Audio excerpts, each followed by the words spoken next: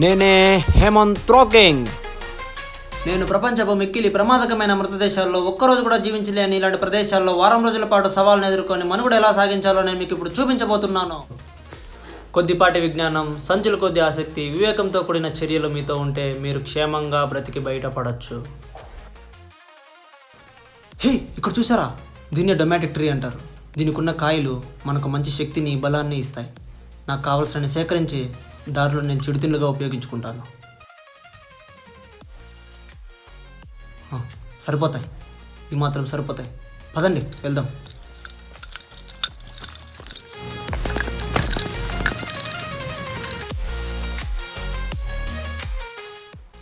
ముఖ్యంగా ఇలాంటి అడవులు జంతువులకి నివాసం లాంటివి.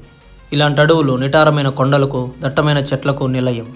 ఇక్కడ కొండపాములు, కొండపందులు, కొండసింహాలు ఉండే అవకాశం ఉంది. నేను సముద్రం దిక్కున వెళ్ళి నాగరికతను చేరుకోవడానికి ప్రయత్నిస్తాను. ఇక్కడ కేవలం నెలకు ఒక్క పాము కాటికే నెలకి 50 మంది చనిపోతున్నారు. ఇక్కడ మనం చాలా జాగ్రత్తగా ముందడుగులు వేస్తూ వెళ్ళాలి. పదండి. నేను ఇప్పుడు ప్రమాదకమైన అడవిలో ఉన్నాను. భూమధ్య రేఖకు 1600 కిలోమీటర్లు ఉండే ప్రదేశం. కఠినమైన ఉష్ణోగ్రతలు, వణుకు పుట్టించే చలితో ఈ అడవికి దగ్గరగా ఉన్న ప్రజలను నెలకు 1000 మందిని బలి తీసుకుంటుంది. ఇక్కడ బండలు చాలా జారుడుగా, వాలుగా, నిటారుగా ఉన్నాయి. ఇక్కడ చాలా జాగ్రత్తగా అడుగులు వేసుకుంటూ వెళ్ళాలి, లేదంటే జారిపడే అవకాశం ఉంటుంది.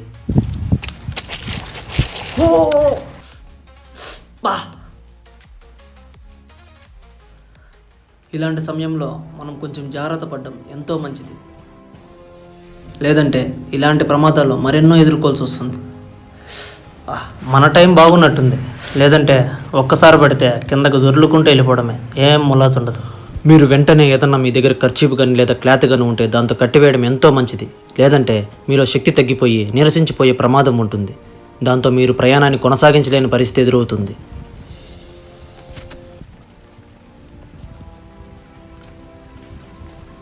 హే, ఇక్కడ చూసారా? మనకు తగిలిన గాయాన్ని ఈ ఆకు వల్ల మనం నయం చేసుకోవచ్చు. దీంట్లో నుంచి వచ్చే పసరు మనకు తగిలిన గాయానికి ఈ ఆకు పసరు వచ్చేలా చేస్తే మన నొప్పి తగ్గిపోయి గాయం పూర్తిగా మూసుకుపోయే అవకాశం ఉంటుంది. నేను అస్సలు ఎక్స్పెక్ట్ చేయలేదు. నాకు గాయమైన వెంటనే ఈ ఆకు దొరకడం ఇది చాలా అదృష్టకరమైన విషయం.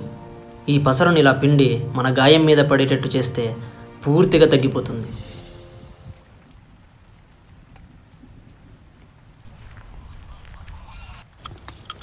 ఇప్పుడు కొంచెం పర్లేదని అనిపిస్తుంది. వేసవి కాలంలో ఇక్కడ ఉష్ణోగ్రతలు 100 డిగ్రీల సెల్సియస్కు పడిపోతాయి. ఇక్కడ కొండలన్నీ మంచుతో కప్పబడిపోయి ఉన్నాయి, అంటే ఇక్కడ వర్షపాతం నమోదయ్యే అవకాశం ఉంది. ఇక్కడ ఉష్ణోగ్రతలు కూడా మెల్లమెల్లగా తగ్గిపోతున్నాయి. దీంతోనే ఆలోచనలో పడితే ఎలా? అప్పుడే అయిపోలేదు కదా బ్రదర్, ఇప్పుడే మొదలు పెట్టాం కదా. పదండి. మన చుట్టూ ఎన్ని సమస్యలున్నా మనం చేసే ప్రయత్నం మీద నమ్మకం ఉంచి ముందుకు వెళ్ళిపోవడమే మనుగడలో ముఖ్యమైన లక్షణం.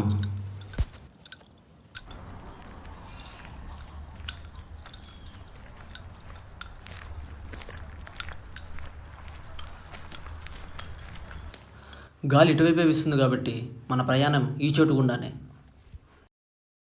గాలి అటువైపు వస్తుందంటే సముద్రం అటువైపే ఉన్నట్టు, మనం అటువైపే ప్రయాణించాలి. Let's go. మీరు ఇలాంటి తుండులు దాటేటప్పుడు మీరు చాలా ఆలోచించాల్సిన విషయం ఉంటుంది. ఎందుకంటే ఇలాంటి తుండుల కిందనే పాములు నివసిస్తూ ఉంటాయి. మీరు ఇలా కాలుతో కొట్టి చూసి హై జంప్ చేయడం ఎంతో మంచిది, మీకు రక్షణ కూడా.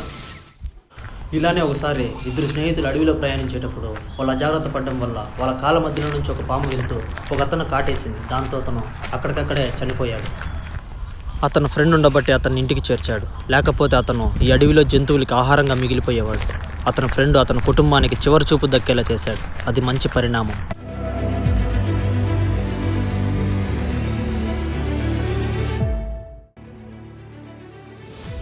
హే, ఇక్కడ చూడండి, ఇక్కడ ఒక స్పైడర్ ఉంది. దీన్నే రిక్లెక్స్ ఫీమేల్ అంటారు. ఇది చాలా ప్రమాదకరం. ఇది కరిచిన 5 గంటల్లోనే మనం ప్రాణాలు కోల్పోతాం. ఇక్కడ నుంచి చాలా జాగ్రత్తగా ముందుకు వెళ్ళాలి. మనం ఇంకా చాలా ప్రయాణాన్ని కొనసాగించాలి కాబట్టి మనం జాగ్రత్త పడడం ఎంతో మంచిది. మనం ఇంకా ఎన్నో ఆటంకాలు ఎదుర్కోవాల్సి ఉంటుంది. గుహ చూస్తుంటే చాలా ప్రమాదకంగా ఉంది. ఏదైతే వెళ్ళాలని ఫిక్స్ అయ్యాక వెళ్ళిపోవడమే. చూడటానికి సాలిపురుగులు చాలా చిన్నవిగా కనిపిస్తాయి, అయితే వీటిపైన ఉన్న వెంట్రుకలు చాలా ప్రమాదకరం. వాటి వెంట్రుకల్లో చాలా విషం దాగి ఉంటుంది. ఒకవేళ కంటి దగ్గర కుట్టినా కన్ను పోయే ప్రమాదం ఉంటుంది. ఎస్, ఇది మనం అనుకున్నంత ప్రమాదకంగానే ఉంది.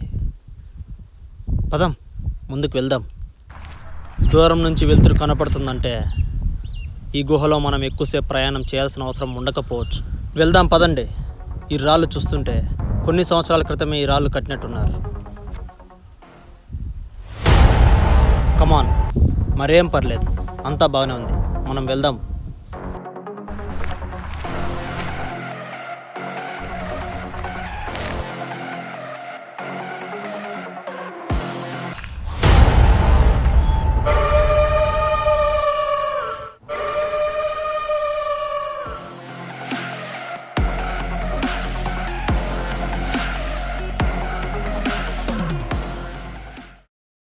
Yes, I will do it. మనం బయటకు వచ్చేసాం.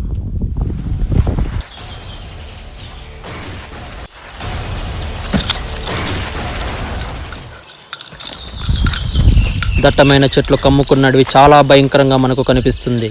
మరి ఆ లోపల ఎలాంటి జంతువులు ఉన్నాయో మనకు స్పష్టంగా తెలియదు. కానీ మనం తెలియంది తెలుసుకుంటూ పోవడమే కదా మన పని.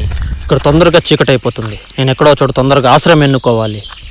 నాలో శక్తి పూర్తిగా నశించింది. నేను వెంటనే ఎక్కడో చోట ఆహారం తీసుకోవాలి.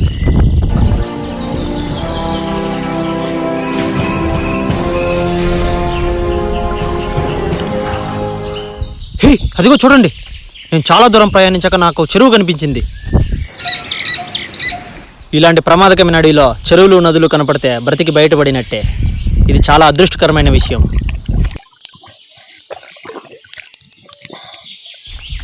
ఇలాంటి ప్రమాదకమైన అడవిలో ఇలాంటి చెరువులు 1000 సంఖ్యలో ఉంటాయి. ఈ చెరువు ప్రవహిస్తుంది అంటే ఈ చెరువులో మంచినీటి చేపలు ఉండే అవకాశం ఉంది. మంచినీటి చేపలు ఎప్పటికీ తినదగ్గవి. అదిగో చూడండి, ఈ చెరువులో నీలిరంగు చేపలు, క్యాట్ ఫిష్లు ఉండే అవకాశం పుష్కలంగా ఉంది. ఎస్,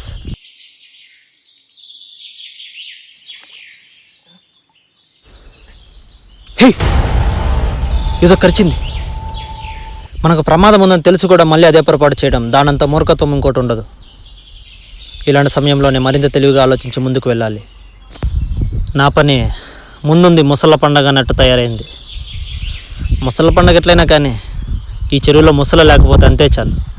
పదండి. మనం ఇప్పుడు క్యాట్ ఫిష్ని పట్టుకోవడానికి ఒక మంచి బల్లెం లాంటి తయారు చేసుకోవాలి.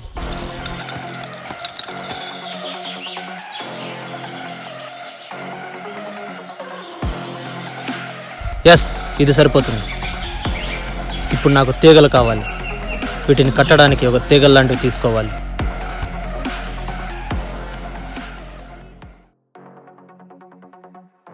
పర్ఫెక్ట్, ఇది మనకు సరిపోతుంది. ఈ కత్తిని తీగలతో కట్టేస్తే మనకు బల్లెం లాంటి తయారవుతుంది. ఇది క్యాట్ ఫిష్ని పట్టుకోవడానికి చాలా బాగా ఉపయోగపడుతుంది.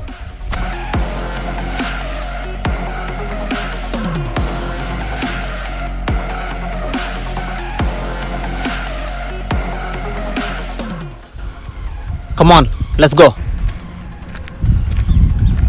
సమయం మించిపోతుంది. మన పని తొందరగా పూర్తి చేయాలి. చేపలన్నీ ఒకేసారి గుమ్ముగూడి వచ్చినప్పుడే మనం వాటిని అటాక్ చేయడానికి అవకాశం ఉంటుంది.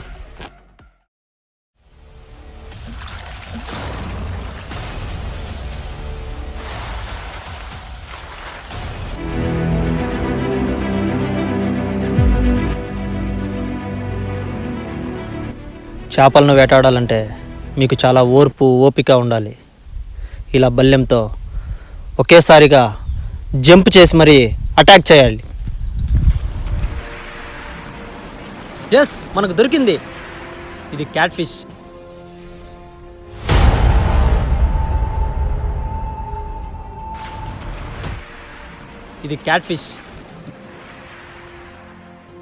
దీంట్లో మంచి ఐరన్ పోషకాలు ఉంటాయి. ఇది తినడానికి చాలా బాగుంటుంది. దీనికంటే ముందు ఇక్కడ చీకటి పడకముందే తొందరగా ఆశ్రయం ఏర్పాటు చేసుకోవాలి. నేను ఆశ్రయం ఏర్పాటు చేసుకునే కంటే ముందు నేను కొన్ని కట్లు సేకరించాలి. ఆ తర్వాతే గుడారం వేసుకోవాలి. పదండి.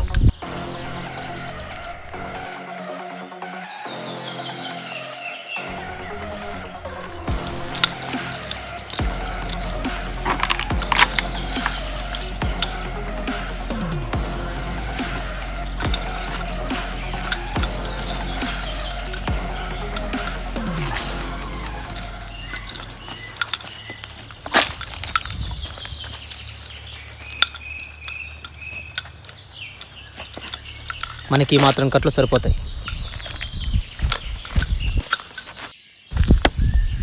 ఇక్కడ ఉన్న పరిస్థితులు ఒక్కసారి ఊహించుకోండి. ఇక్కడ ఎలాంటి క్రమకీటకాలు, పాములు, జెర్లు, తేళ్ళు, రకరకాల జీవులు ఇక్కడ నివసిస్తూ ఉంటాయి. ఒకవేళ అవి మనిషిని కుట్టాయంటే ఇక అంతే, పైలోకానికి టికెట్ వేసుకున్నట్టే.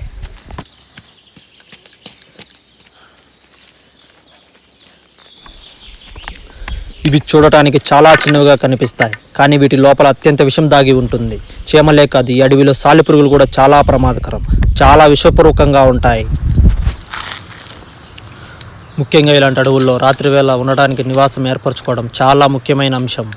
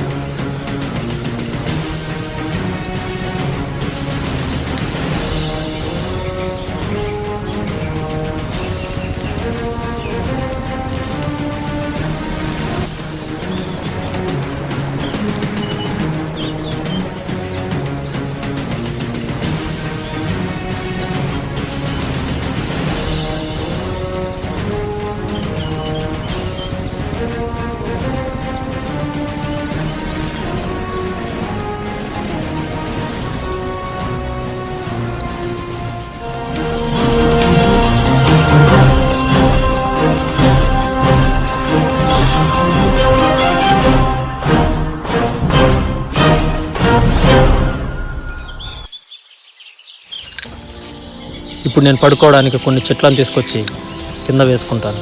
పడుకోవడానికి చాలా మెత్తగా ఉంటాయి.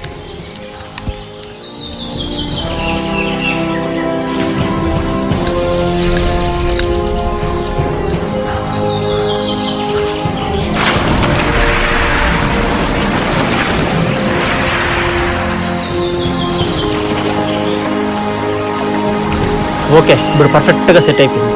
చీకటి పడిపోతుంది, ఉష్ణోగ్రతలు మెల్లమెల్లగా తగ్గిపోతున్నాయి. నేను త్వరగా మంటను ఏర్పాటు చేసుకోవాలి. నాకు కావాల్సిన కొన్ని చితుకులు, ఎండిపోయిన కట్టుపుల్లలను తీసుకురావాలి. మనం మంటని మండించడంలో ఈ చితుకులు, ఎండిపోయిన కట్టుపుల్లలు మనకు చాలా బాగా ఉపయోగపడతాయి. చాలా త్వరగా మండుకుండే అవకాశం ఉంటుంది.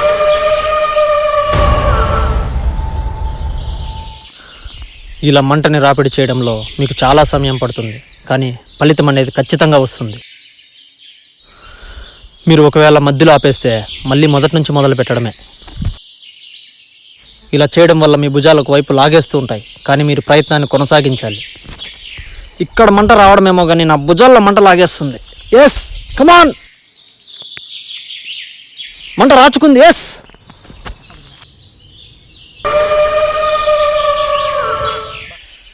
మన కష్టానికి తగ్గ ప్రతిఫలం, మనం అనుకున్నది సాధించాం. ఎస్ ఎస్, చాలా బాగుంది. ఇంట్లో చేసుకున్నంత రుచిగా ఉందని చెప్పలేను, కానీ yes, nice, it's nice. Cat ఫిష్లో మంచి ప్రోటీన్లు, పుష్కలాలు ఉంటాయి. ఇది చాలా ఆరోగ్యకరం. ఇది మనకు చాలా శక్తినిస్తుంది. మన ప్రయాణానికి అది చాలా ముఖ్యం. ఈ మంట వల్ల నేను నా శరీర ఉష్ణోగ్రతలు సాధారణ స్థాయికి తెచ్చుకున్నాను. ఈ చల్లటి ప్రాంతంలో నాకు ఈ మంట చాలా ఉపయోగపడింది. ఇలా అడవిలో నిద్రించే ముందు ఇలానే మంటను ఉంచి నిద్రపోవడం ఎంతో మంచిది. దానివల్ల మన దగ్గరికి ఏ జంతువు రావడానికి ధైర్యం చేయదు. మనం ఉదయాన్నే లేచి మన మనుగడ ప్రణాళిక సిద్ధం చేసుకొని మన ప్రయాణాన్ని కొనసాగించాలి. ఇప్పుడు నాకు విశ్రాంతి ముఖ్యం. Good night guys.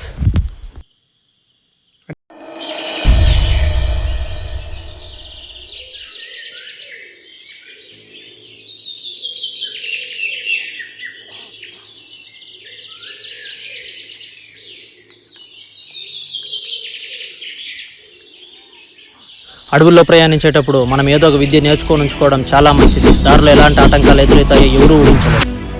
నాకు ఈ నాంచాకు దారిలో ఉపయోగపడచ్చు, పడకపోవచ్చు. ముందు జాగ్రత్త ఉండడం చాలా మంచిది. ఇది నాకు రక్షణగా ఉపయోగపడ్డప్పటికీ దీన్ని నేను న్యాయం కోసమే ఉపయోగిస్తాను. ఇది యాపుల్ల, పళ్ళు రుద్దుకోవడానికి ఇది చాలా బాగా ఉపయోగపడుతుంది. పల్లెల్లో ఉన్న వాళ్ళు ఎక్కువగా దీన్నే వాడుతూ ఉంటారు. ఏదైనా ఎత్తైన ప్రదేశం ఎక్కి చూస్తే మన గమ్యానికి వెళ్ళే దారి మనకు కనపడచ్చు. ఇది ఒకసారి ఎక్కి ప్రయత్నిద్దాం.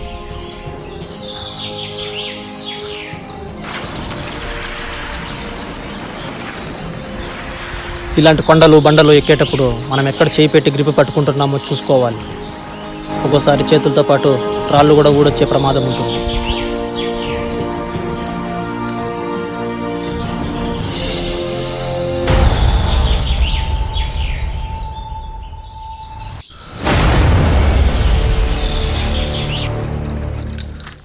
వరెవ్వా, అద్దిరింది లొకేషన్. ఇది చూడడానికి ఎంత అందంగా ఉందో దగ్గరికి వెళ్ళే కొద్దీ అంత ప్రమాదకంగా ఉంటుంది. మనం ఇప్పుడున్న చోటు నుంచి ఈ చోటు గుండానే ప్రయాణించాలి. నాకు తెలిసి మన అసలు ప్రయాణం ఇప్పుడే మొదలైంది.